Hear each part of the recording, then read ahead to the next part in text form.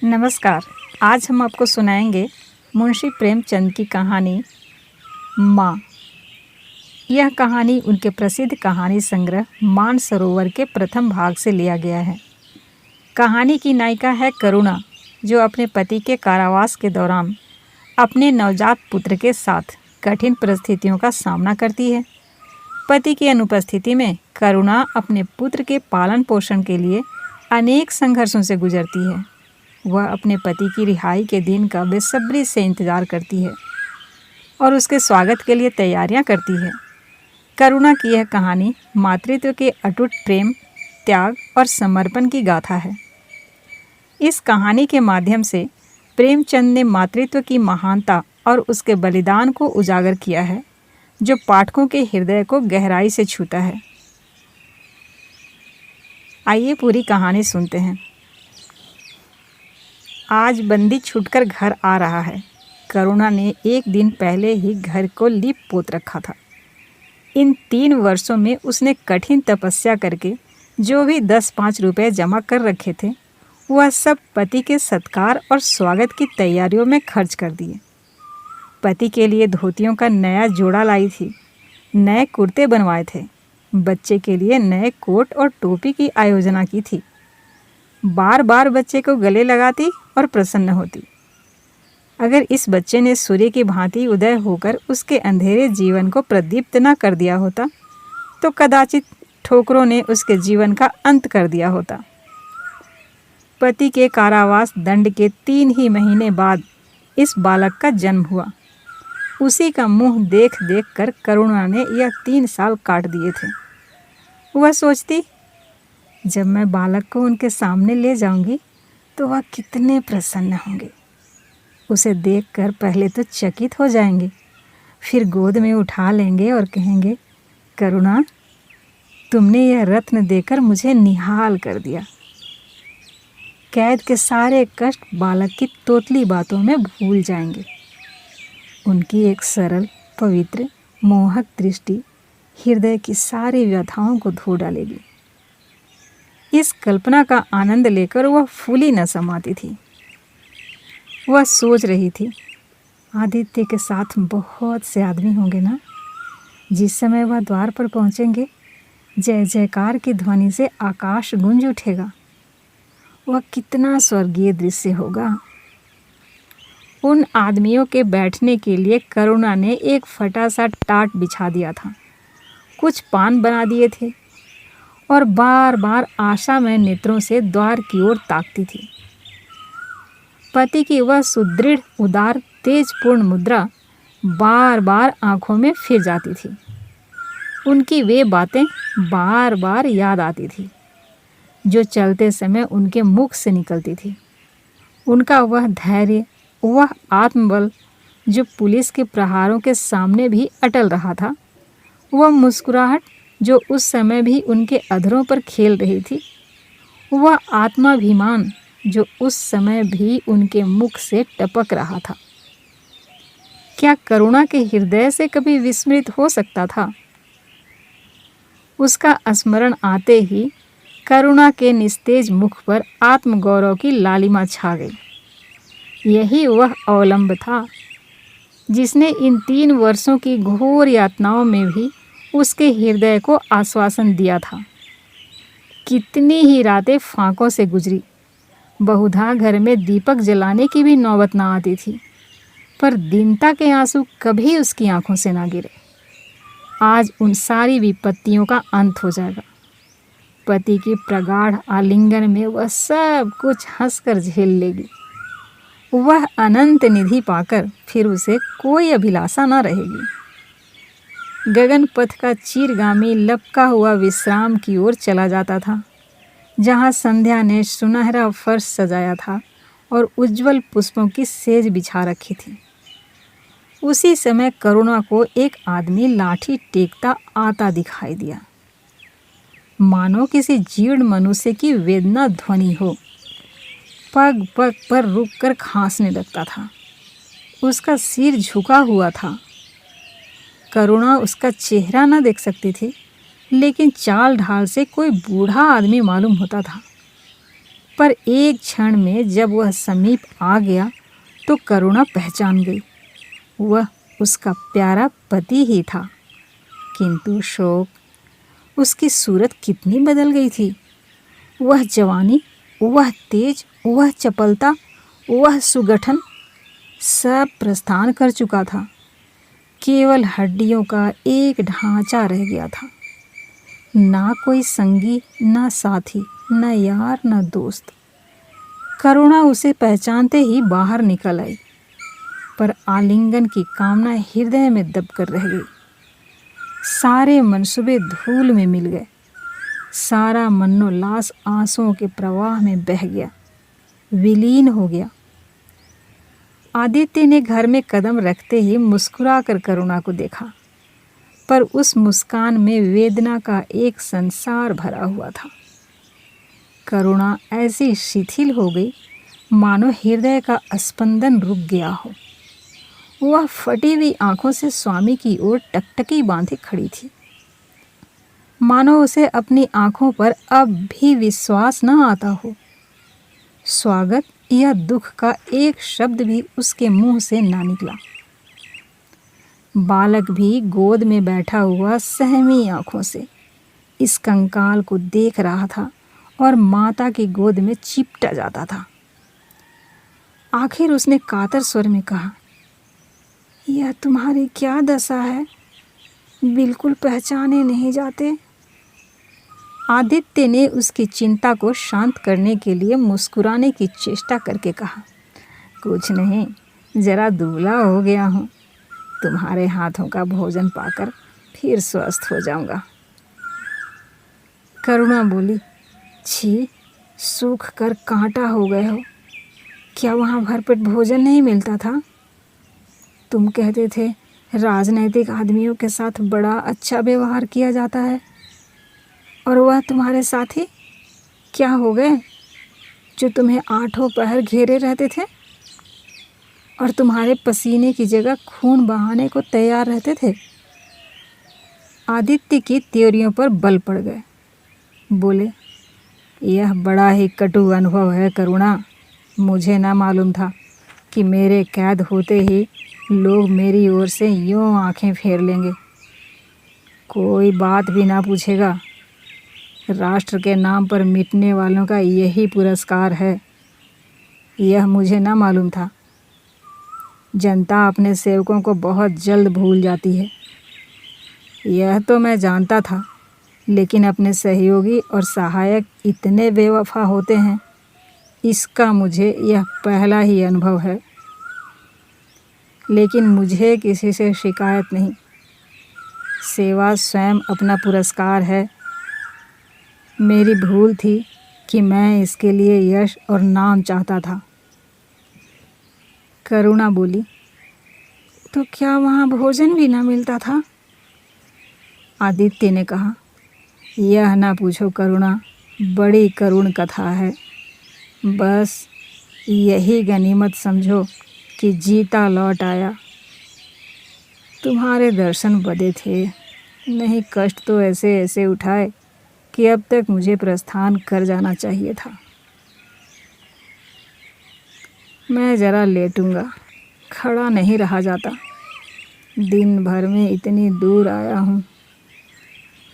करुणा बोली, चलकर कुछ खा लो तो आराम से लेटो। बालक को गोद में उठाकर बोली, बाबूजी हैं बेटा, तुम्हारे बाबूजी, इनकी गोद में जाओ, तुम्हें प्यार करेंगे। आदित्य ने आंसू भरी आंखों से बालक को देखा और उनका एक एक रोम उनका तिरस्कार करने लगा। अपनी जीर्ण दशा पर उन्हें कभी इतना दुख न हुआ था। ईश्वर की असीम दया से यदि उनकी दशा संभल जाती तो वह फिर कभी राष्ट्रीय आंदोलन के समीप न जाते। इस फूल से बच्चे को यूं संसार में लाकर दरिद्रता की आग में झोंकने का उन्हें क्या अधिकार था? वह अब लक्ष्मी की उपासना करेंगे और अपना क्षुद्र जीवन बच्चे के लालन पालन के लिए अर्पित कर देंगे। उन्हें इस समय ऐसा ज्ञात हुआ कि बालक उन्हें उपेक्षा की दृष्टि से देख रहा है, मानो कह रहा है, मेरे साथ आपने कौन सा कर्तव्य पालन किया? उनकी सारी कामना, सारा प्यार बालक को हृदय से लगा देने के लिए अधीर हो उठा, पर हाथ न फैल सके। हाथों में शक्ति ही ना थी। करुणा बालक को लिए हुए उठी और थाली में कुछ भोजन निकाल कर लाई। आदित्य ने क्षुधापूर्ण नेत्रों से थाली की ओर देखा, मानो आज बहुत दिनों बाद कोई खाने की चीज़ सामने आई है।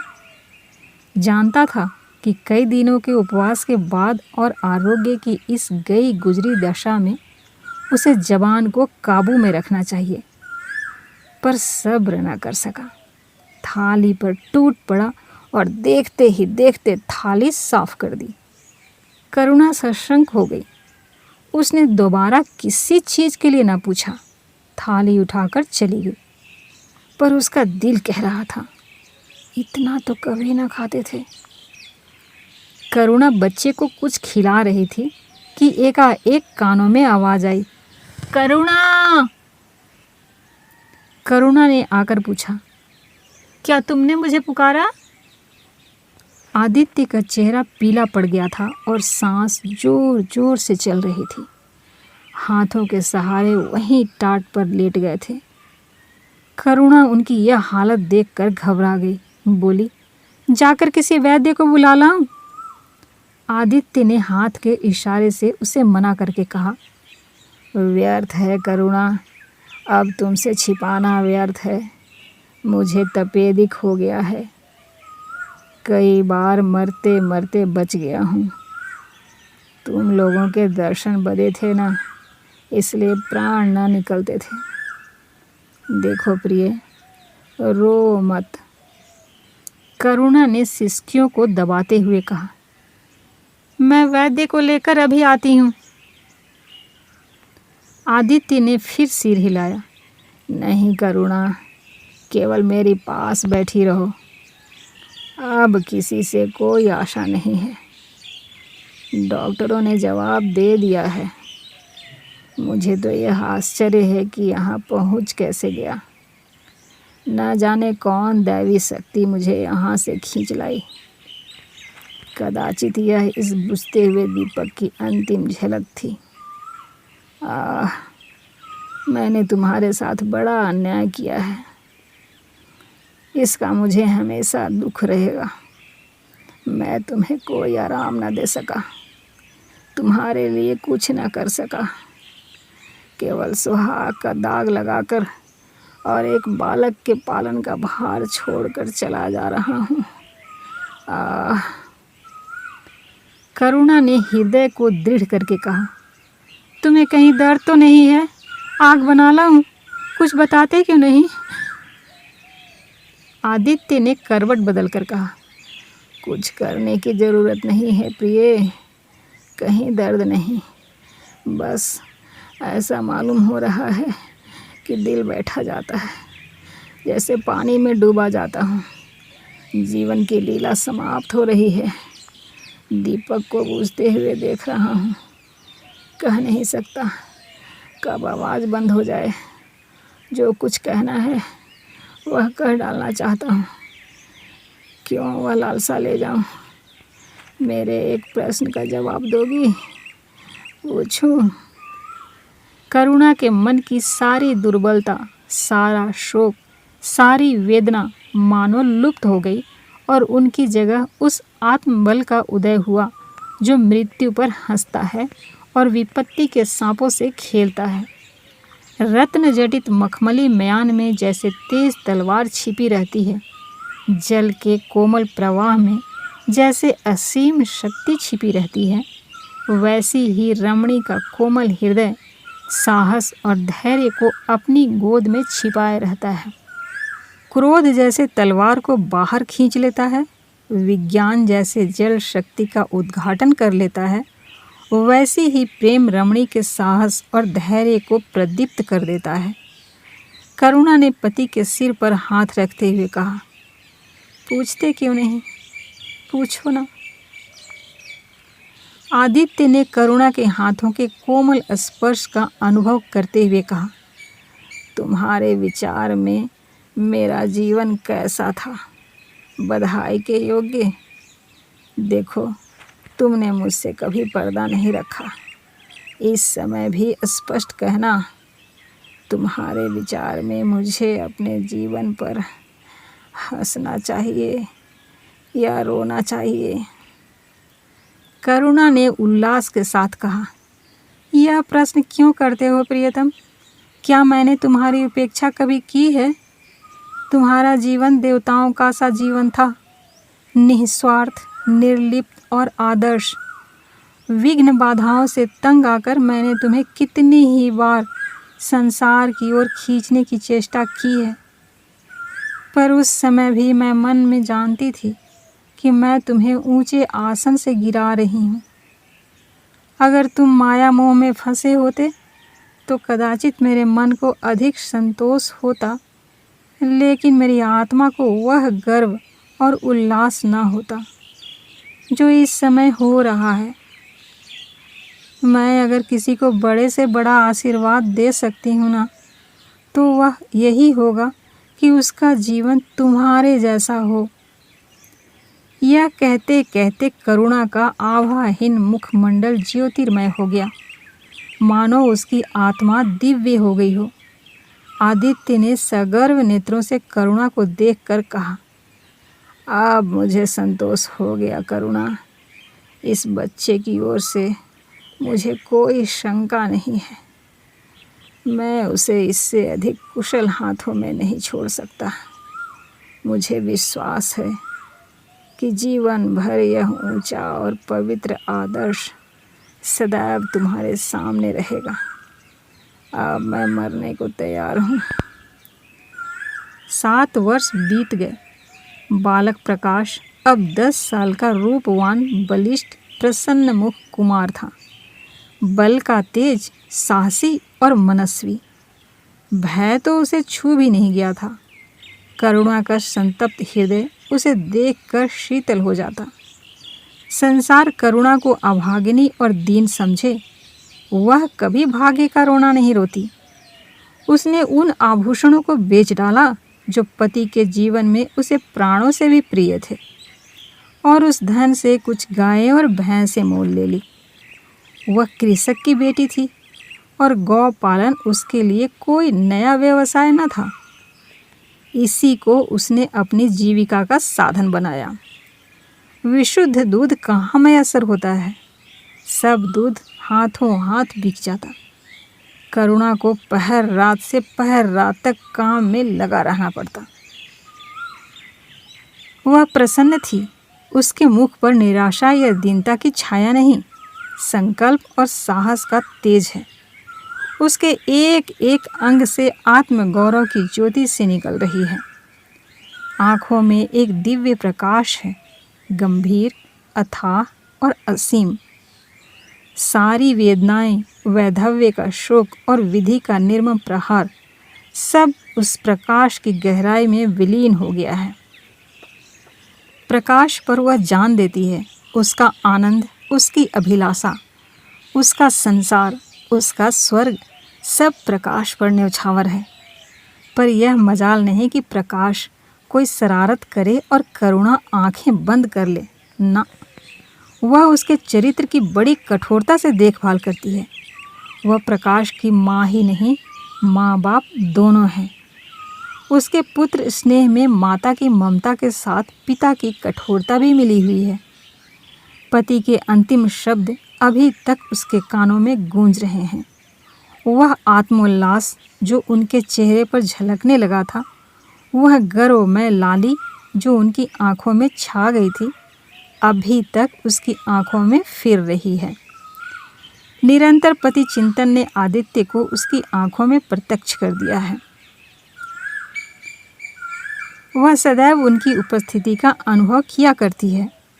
उसे ऐसा जान पड़ता है कि आदित्य की आत्मा सदैव उसकी रक्षा करती है। उसकी यही हार्दिक अभिलाषा है कि प्रकाश जवान होकर पिता का पथगामी हो। संध्या हो गई थी। एक भिखारिन द्वार पर आकर भीख मांगने लगी। करुणा उस समय गौओं को पानी दे रही थी। प्रकाश बाहर खेल रहा था। बालक ही तो ठहरा। शरारत सूझी, घर में गया और कटोरे में थोड़ा सा भूसा लेकर बाहर निकला। भिखारी ने अपनी झोली फैला दी। प्रकाश ने भूसा उसकी झोली में डाल दिया और जोर जोर से तालियां बजाता हुआ भागा। भिखारी ने अग्निमय नेत्रों से देखकर कहा, वाह रे लाडले, मुझसे हंसी करने चला है। यही माँ बाप ने सिखाया है तुम्हें? तब तो खूब कुल का नाम जगाओगे। करुणा उसकी बोली सुनकर बाहर निकल आई और पूछा, क्या है माता, किसे कह रही हो? भिखारी ने प्रकाश की तरफ इशारा करके कहा, वह तुम्हारा लड़का है ना, देखो कटोरे में भूसा भरकर मेरी झोली में डाल गया है। चुटकी भर आटा था, वह भी मिट्टी में मिल गया। कोई इस तरह दुखियों को सताता है? सबके दिन एक से नहीं रहते। आदमी को घमंड नहीं करना चाहिए। करुणा ने कठोर स्वर में पुकारा, प्रकाश, प्रकाश, इधर आओ। प्रकाश लज्जित न हुआ, अभिमान से सिर उठाए हुए आया और बोला, वह हमारे घर भीख क्यों मांगने आती है? कुछ काम क्यों नहीं करती? करुणा ने उसे समझाने की चेष्टा करके कहा, शर्म नहीं आती? उल्टे और आंख दिखाते हो। प्रकाश बोला, शर्म क्यों आए? यह क्यों रोज रोज भीख मांगने आती है? हमारे यहाँ क्या कोई चीज़ मुफ्त आती है? करुणा बोली, तुम्हें कुछ न देना था तो सीधे से कह देते, जाओ। तुमने यह शरारत क्यों की? प्रकाश बोला, उनकी आदत कैसे छूटती? करुणा ने बिगड़ कर कहा, तुम अब पिटोगे मेरे हाथों। प्रकाश, पीटूंगा क्यों? आप ज़बरदस्ती पीटेंगी? दूसरे मुल्कों में अगर कोई भीख मांगे तो कैद कर लिया जाए, यह नहीं कि उल्टे भिखारिनों को और सह दी जाए। करुणा बोली, जो अपंग है वह काम कैसे करे? प्रकाश ने कहा, तो जाकर डूब मरे, जिंदा क्यों रहती है? करुणा निरुत्तर हो गई। बुढ़िया को तो उसने आटा दाल देकर विदा कर दिया, किंतु प्रकाश का कुतर्क उसके हृदय में फोड़े के समान टिसता रहा। उसने यह धृष्टता, यह अभिनय कहाँ सीखी? रात को भी उसे बार बार यही ख्याल सताता रहा। आधी रात के समीप एकाएक प्रकाश की नींद टूटी। लालटेन जल रही है और करुणा बैठी रो रही है। उठ बैठा और बोला, अम्मा, अभी तुम सोई नहीं? करुणा ने मुंह फेर कर कहा, नींद नहीं आई। तुम कैसे जग गए? प्यास तो नहीं लगी है? प्रकाश ने कहा, नहीं अम्मा, न जाने क्यों आँख खुल गई। मुझसे आज बड़ा अपराध हुआ अम्मा। करुणा ने उसके मुख की ओर स्नेह भरे नेत्रों से देखा। प्रकाश बोला, मैंने आज बुढ़िया के साथ बड़ी नटखट की, मुझे क्षमा करो, फिर कभी ऐसी शरारत ना करूँगा। यह कहकर रोने लगा। करुणा ने स्नेहार्द्र होकर उसे गले लगा लिया और उसके कपोलों का चुंबन करके बोली, बेटा, मुझे खुश करने के लिए यह कह रहे हो या तुम्हारे मन में सचमुच पछतावा हो रहा है? प्रकाश ने सिसकते हुए कहा, नहीं अम्मा, मुझे दिल से अफसोस हो रहा है। अब की वह बुढ़िया आएगी ना तो मैं उसे बहुत से पैसे दूंगा। करुणा का हृदय मतवाला हो गया। ऐसा जान पड़ा आदित्य सामने खड़े बच्चे को आशीर्वाद दे रहे हैं और कह रहे हैं, करुणा, क्षोभ मत कर, प्रकाश अपने पिता का नाम रोशन करेगा, तेरी संपूर्ण कामनाएं पूरी हो जाएंगी। लेकिन प्रकाश के कर्म और वचन में मेल न था और दिनों के साथ उसके चरित्र का अंग प्रत्यक्ष होता जाता था। जहीन था, विश्वविद्यालय से उसे वजीफे मिलते थे। करुणा भी उसकी यथेष्ट सहायता करती थी, फिर भी उसका खर्च पूरा न पड़ता था। वह मितव्ययता और सरल जीवन पर विद्वता से भरे हुए व्याख्यान दे सकता था, पर उसका रहन सहन फैशन के अंधभक्तों से जौ भर घट करना था। प्रदर्शन की धुन उसे हमेशा सवार रहती थी। उसके मन और बुद्धि में निरंतर द्वंद्व होता रहता था। मन जाति की ओर था, बुद्धि अपनी ओर। बुद्धि मन को दबाए रहती थी। उसके सामने मन की एक न चलती थी। जाति सेवा उसर की खेती है। वहाँ बड़े से बड़ा उपहार जो मिल सकता है वह है गौरव और यश, पर वह भी अस्थायी नहीं, इतना अस्थिर कि क्षण में जीवन भर की कमाई पर पानी फिर सकता है। अतएव उसका अंतःकरण अनिवार्य वेग के साथ विलासमय जीवन की ओर झुकता था, यहाँ तक कि धीरे धीरे उसे त्याग और निग्रह से घृणा होने लगी। वह दुर्वस्था और दरिद्रता को हेय समझता था। उसके हृदय न था, भाव न थे, केवल मस्तिष्क था। मस्तिष्क में दर्द कहाँ, वहाँ तो तर्क हैं, मंसूबे हैं। सिंध में बाढ़ आई, हजारों आदमी तबाह हो गए। विद्यालय ने वहाँ एक सेवा समिति भेजी।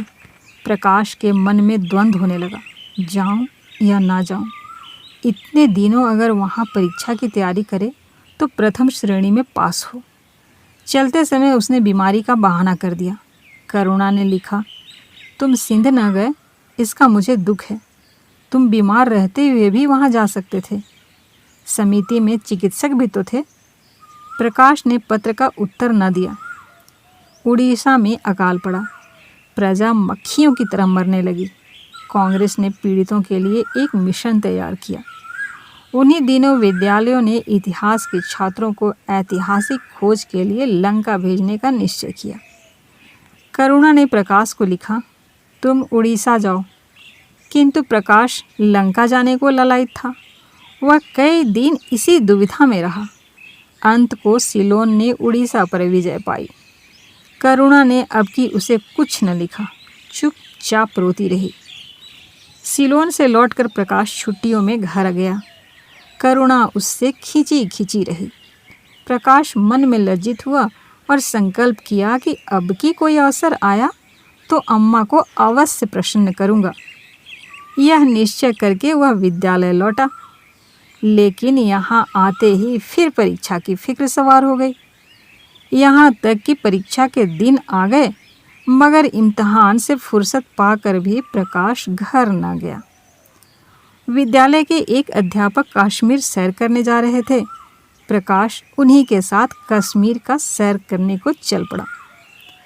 जब परीक्षा फल निकला और प्रकाश प्रथम आया, तब उसे घर की याद आई। उसने तुरंत करुणा को पत्र लिखा और अपने आने की सूचना दी। माता को प्रसन्न करने के लिए उसने 2-4 शब्द जाति सेवा के विषय में भी लिखे। अब मैं आपकी आज्ञा का पालन करने को तैयार हूँ। मैंने शिक्षा संबंधी कार्य करने का निश्चय किया है। इसी विचार से मैंने वह विशिष्ट स्थान प्राप्त किया है। हमारे नेता भी तो विद्यालयों के आचार्यों ही का सम्मान करते हैं। अभी तक इन उपाधियों के मोह से वे मुक्त नहीं हुए हैं। हमारे नेता भी योग्यता, सदुत्साह, लगन का उतना सम्मान नहीं करते जितना उपाधियों का।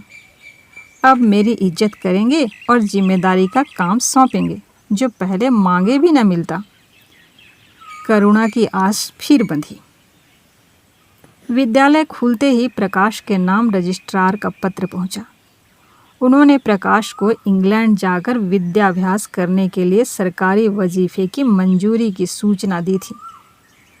प्रकाश पत्र हाथ में लिए हर्ष के उन्माद में जाकर माँ से बोला, अम्मा, मुझे इंग्लैंड जाकर पढ़ने के लिए सरकारी वजीफा मिल गया।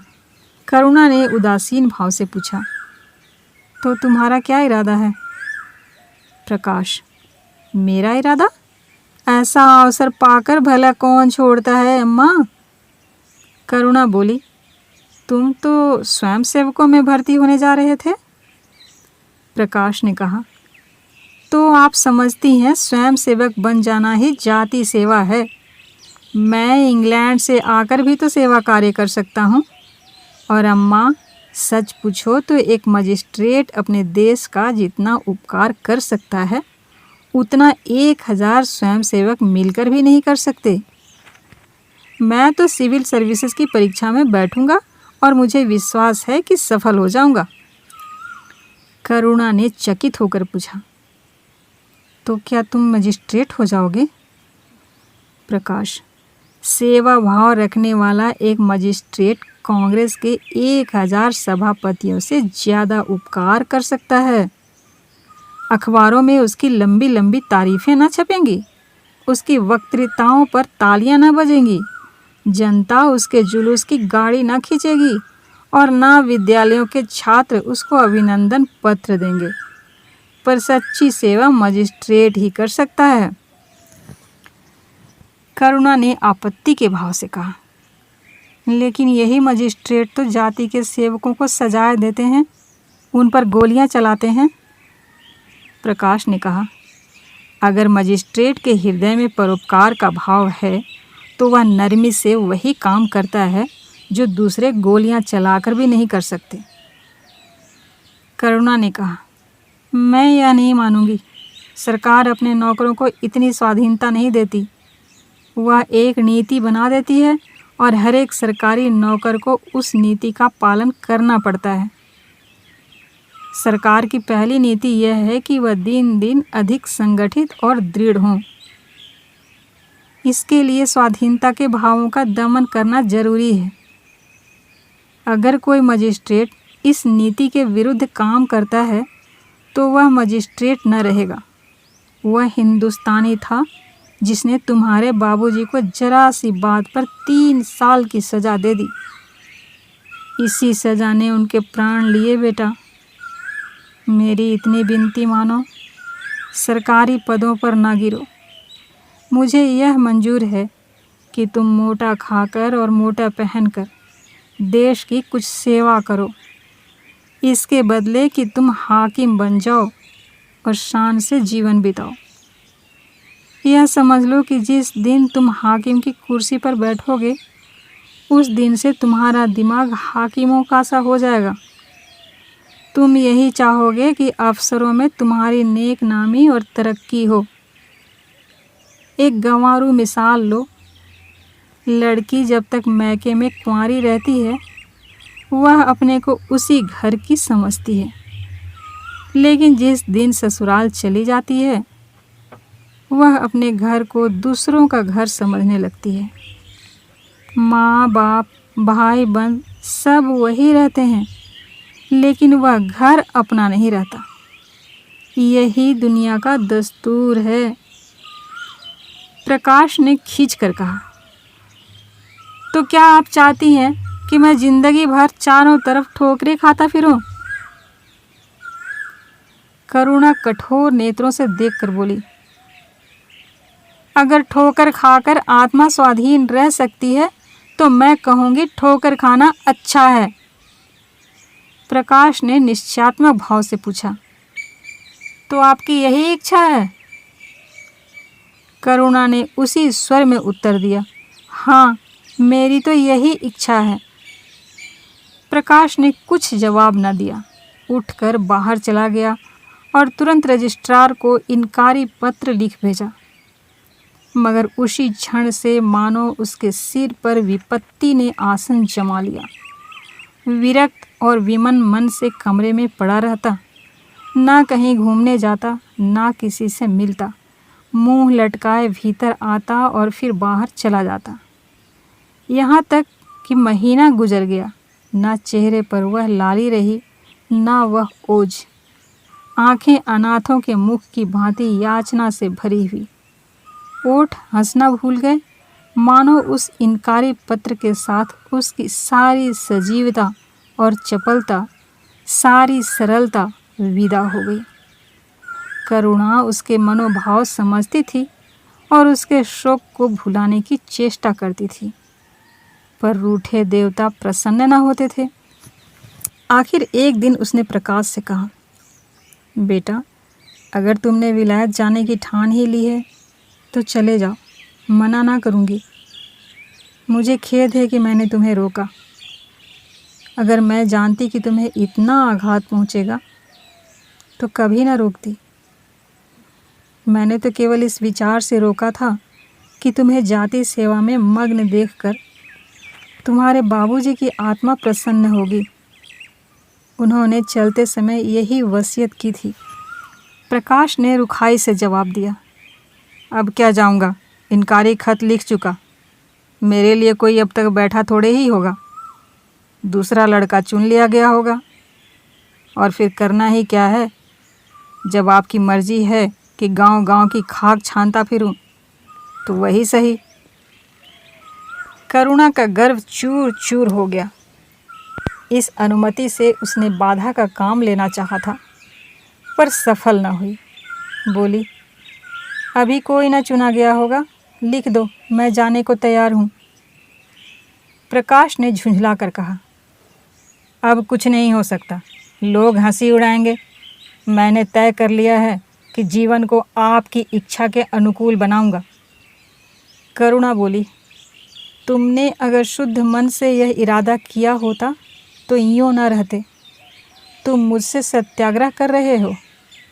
अगर मन को दबाकर, मुझे अपनी राह का कांटा समझकर तुमने मेरी इच्छा पूरी भी की तो क्या, मैं तो जब जानती कि तुम्हारे मन में आप ही आप सेवा का भाव उत्पन्न होता। तुम आज ही रजिस्ट्रार साहब को पत्र लिख दो। प्रकाश बोला, अब मैं नहीं लिख सकता। तो इसी शोक में तने बैठे रहोगे? लाचारी है। करुणा ने और कुछ न कहा। जरा देर में प्रकाश ने देखा कि वह कहीं जा रही है, मगर वह कुछ बोला नहीं। करुणा के लिए बाहर आना जाना कोई असाधारण बात न थी। लेकिन जब संध्या हो गई और करुणा ना आई तो प्रकाश को चिंता होने लगी। अम्मा कहाँ गई? यह प्रश्न बार बार उसके मन में उठने लगा। प्रकाश सारी रात द्वार पर बैठा रहा। भांति भांति की शंकाएं मन में उठने लगी। उसे अब याद आया, चलते समय अम्मा कितनी उदास थी, उनकी आंखें कितनी लाल थी। यह बातें प्रकाश को उस समय क्यों ना नजर आई? वह क्यों स्वार्थ में अंधा हो गया था? हाँ, अब प्रकाश को याद आया। माता ने साफ सुथरे कपड़े पहने थे, उनके हाथ में छतरी भी थी। तो क्या वह कहीं बहुत दूर गई है? किससे पूछे? अनिष्ट के भय से प्रकाश रोने लगा। श्रावण की अंधेरी भयानक रात थी। आकाश में श्याम मेघमालाएं भीषण स्वप्न की भांति छाई हुई थी। प्रकाश रह रहकर आकाश की ओर देखता था, मानो करुणा उन्हीं मेघमालाओं में छिपी बैठी हो। उसने निश्चय किया, सवेरा होते ही माँ को खोजने चलूँगा। और अगर किसी ने द्वार खटखटाया। प्रकाश ने दौड़कर खोला तो देखा करुणा खड़ी है। उसका मुखमंडल इतना खोया हुआ, इतना करुण था, जैसे आज ही उसका सुहाग उठ गया है, जैसे संसार में अब उसके लिए कुछ नहीं रहा, जैसे वह नदी के किनारे खड़ी अपनी लदी हुई नाव को डूबते देख रही है और कुछ कर नहीं सकती। प्रकाश ने अधीर होकर पूछा, अम्मा कहाँ चली गई थी? बहुत देर लगाई। करुणा ने भूमि की ओर ताकते हुए जवाब दिया, एक काम से गई थी, देर हो गई। यह कहते हुए उसने प्रकाश के सामने एक बंद लिफाफा फेंक दिया। प्रकाश ने उत्सुक होकर लिफाफा उठा लिया। ऊपर ही विद्यालय की मुहर थी। तुरंत ही लिफाफा खोलकर पढ़ा। हल्की सी लालिमा चेहरे पर दौड़ गई। पूछा, यह तुम्हें कहाँ मिल गया अम्मा? करुणा बोली, तुम्हारे रजिस्ट्रार के पास से लाई हूँ। क्या तुम वहाँ चली गई थी? और क्या करती? कल तो गाड़ी का समय न था, मोटर ले ली थी। प्रकाश एक क्षण तक मौन खड़ा रहा। फिर कुंठित स्वर में बोला, जब तुम्हारी इच्छा नहीं है तो मुझे क्यों भेज रही हो? करुणा ने विरक्त भाव से कहा, इसलिए कि तुम्हारी जाने की इच्छा है। तुम्हारा यह मलिन वेश नहीं देखा जाता। अपने जीवन के 20 वर्ष तुम्हारी हित कामना पर अर्पित कर दिए। अब तुम्हारी महत्वाकांक्षा की हत्या नहीं कर सकती। तुम्हारी यात्रा सफल हो, यही हमारी हार्दिक अभिलाषा है। करुणा का कंठ रूंध गया और कुछ न कह सकी। प्रकाश उसी दिन से यात्रा की तैयारियां करने लगा। करुणा के पास जो कुछ था वह सब खर्च हो गया। कुछ ऋण भी लेना पड़ा। नए सूट बने, सूटकेस लिए गए। प्रकाश अपनी धुन में मस्त था। कभी किसी चीज़ की फरमाइश लेकर आता, कभी किसी चीज़ की। करुणा इस एक सप्ताह में इतनी दुर्बल हो गई है, उसके बालों पर कितनी सफ़ेदी आ गई है, चेहरे पर कितनी झुर्रियाँ पड़ गई है, यह उसे कुछ नज़र न आता। प्रकाश की आंखों में इंग्लैंड के दृश्य समाये हुए थे। महत्वाकांक्षा आंखों पर पर्दा डाल देती है। प्रस्थान का दिन आया। आज कई दिनों बाद धूप निकली थी। करुणा स्वामी के पुराने कपड़ों को बाहर निकाल रही थी। उनकी गाढ़ी के चादरें, खद्दर के कुर्ते, पाजामे और लिहाफ अभी तक संदूक में संचित थे। प्रति वर्ष वे धूप में सुखाए जाते और झाड़ पोंछ कर रख दिए जाते थे। करुणा ने आज फिर उन कपड़ों को निकाला, मगर सुखा कर रखने के लिए नहीं, गरीबों में बांट देने के लिए। वह आज पति से नाराज है। वह लुटिया, डोर और घड़ी जो आदित्य की चिर संगिनी थी और जिनकी 20 वर्ष से करुणा ने उपासना की थी, आज निकालकर आंगन में फेंक दी गई। वह झोली जो बरसों आदित्य के कंधे पर आरूढ़ रह चुकी थी, आज कूड़े में डाल दी गई। वह चित्र जिसके सामने 20 वर्ष से करुणा सिर झुकाती थी, आज वही निर्दयता से भूमि पर डाल दिया गया। पति का कोई स्मृति चिन्ह वह अब अपने घर में नहीं रखना चाहती थी। उसका अंतःकरण शोक और निराशा से विदीर्ण हो गया है। और पति के सिवा वह किस पर क्रोध उतारे? कौन उसका अपना है? वह किससे अपनी व्यथा कहे? किसे अपनी छाती चीर कर दिखाए? वह होते तो क्या प्रकाश दास्ता की जंजीर गले में डालकर फूला न समाता? उसे कौन समझाए कि आदित्य भी इस अवसर पर पछताने के सिवा और कुछ न कर सकते। प्रकाश के मित्रों ने आज उसे विदाई का भोज दिया था। वहाँ से वह संध्या समय कई मित्रों के साथ मोटर पर लौटा। सफ़र का सामान मोटर पर रख दिया गया। तब वह अंदर आकर माँ से बोला, अम्मा, जाता हूँ। बम्बई पहुँचकर पत्र लिखूँगा। तुम्हें मेरी कसम, रोना मत और मेरे खतों का जवाब बराबर देते रहना। जैसे किसी लाश को बाहर निकालते समय संबंधियों का धैर्य टूट जाता है ना, रुके हुए आंसू निकल पड़ते हैं और शोक की तरंगें उठने लगती हैं, वही दशा करुणा की हुई। कलेजे में एक हाहाकार हुआ जिसने उसकी दुर्बल आत्मा के एक एक अणु को कंपा दिया। मालूम हुआ पाँव पानी में फिसल गया है और वह लहरों में बही जा रही है। उसके मुख से शोक या आशीर्वाद का एक शब्द भी ना निकला। प्रकाश ने उसके चरण छुए, अश्रु जल से माता के चरणों को पखारा, फिर बाहर चला। करुणा पाषाण मूर्ति की भांति खड़ी थी। सहसा ग्वाले ने आकर कहा, बहू जी, भैया चले गए, बहुत रोते थे। तब करुणा की समाधि टूटी। देखा सामने कोई नहीं है। घर में मृत्यु का सा सन्नाटा छाया हुआ है और मानो हृदय की गति बंद हो गई है। सहसा करुणा की दृष्टि ऊपर उठ गई। उसने देखा कि आदित्य अपनी गोद में प्रकाश की निर्जीव देह लिए खड़े हो रहे हैं। करुणा पछाड़ खाकर गिर पड़ी। करुणा जीवित थी, पर संसार से उसका कोई नाता न था।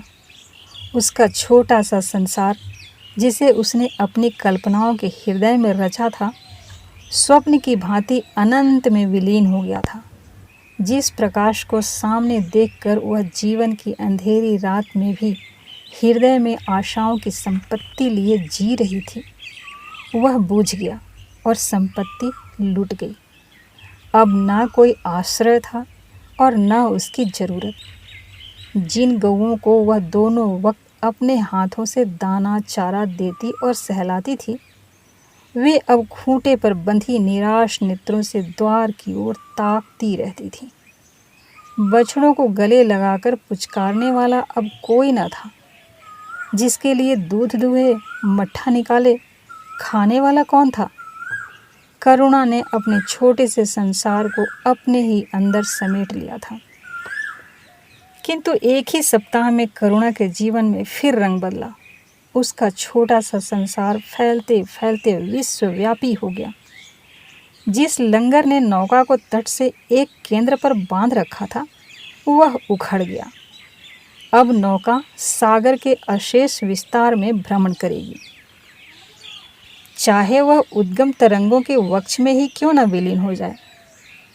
करुणा द्वार पर आ बैठती और मोहल्ले भर के लड़कों को जमा करके दूध पिलाती। दोपहर तक मक्खन निकालती और वह मक्खन मोहल्ले के लड़के खाते। फिर भांति भांति के पकवान बनाती और कुत्तों को खिलाती। अब यही उसका नित्य का नियम हो गया। चिड़ियाँ, कुत्ते, बिल्लियाँ, चींटे, चींटियाँ सब अपने हो गए। प्रेम का वह द्वार अब किसी के लिए बंद न था। उस अंगुल भर जगह में जो प्रकाश के लिए भी काफ़ी न थी, अब समस्त संसार समा गया था। एक दिन प्रकाश का पत्र आया। करुणा ने उसे उठाकर फेंक दिया। फिर थोड़ी देर बाद उसे उठाकर फाड़ डाला और चिड़ियों को दाना चुकाने लगी। मगर जब निशा योगिनी ने अपनी धूनी जलाई और वेदनाएं उससे वरदान मांगने के लिए विकल हो कर चलीं, तो करुणा की मनोवेदना भी सजग हो उठी। प्रकाश का पत्र पढ़ने के लिए उसका मन व्याकुल हो उठा। उसने सोचा, प्रकाश मेरा कौन है? मेरा उससे क्या प्रयोजन? हाँ, प्रकाश मेरा कौन है? हाँ, प्रकाश मेरा कौन है? हृदय ने उत्तर दिया, प्रकाश तेरा सर्वस्व है। वह तेरे उस अमर प्रेम की निशानी है जिससे तू सदैव के लिए वंचित हो गई। वह तेरा प्राण है, तेरे जीवन दीपक का प्रकाश, तेरी वंचित कामनाओं का माधुर्य, तेरे अश्रु जल में विहार करने वाला हंस। करुणा उस पत्र के टुकड़ों को जमा करने लगी, मानो उसके प्राण बिखर गए हों। एक एक टुकड़ा उसे अपने खोए हुए प्रेम का एक पद चिन्ह सा मालूम होता था। जब सारे पुर्जे जमा हो गए तो करुणा दीपक के सामने बैठकर उसे जोड़ने लगी, जैसे कोई वियोगी हृदय प्रेम के टूटे हुए तारों को जोड़ रहा हो। हाय रे ममता! वह अभागिन सारी रात उन पुर्जों को जोड़ने में लगी रही। पत्र दोनों ओर लिखा था, इसलिए पुर्जों को ठीक स्थान पर रखना और भी कठिन था। कोई शब्द, कोई वाक्य बीच में गायब हो जाता। उस एक टुकड़े को वह फिर खोजने लगती। सारी रात बीत गई, पर पत्र अभी तक अपूर्ण था। दिन चढ़ आया। मोहल्ले के लौंडे मक्खन और दूध की चाह में एकत्र हो गए। कुत्तों और बिल्लियों का आगमन हुआ। चिड़ियाँ आ आकर आंगन में फुदकने लगीं।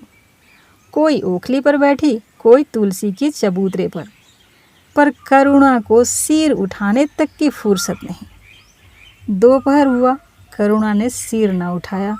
न भूख थी न प्यास। फिर संध्या हो गई, पर वह पत्र अभी तक अधूरा था। पत्र का आशय समझ में आ रहा था।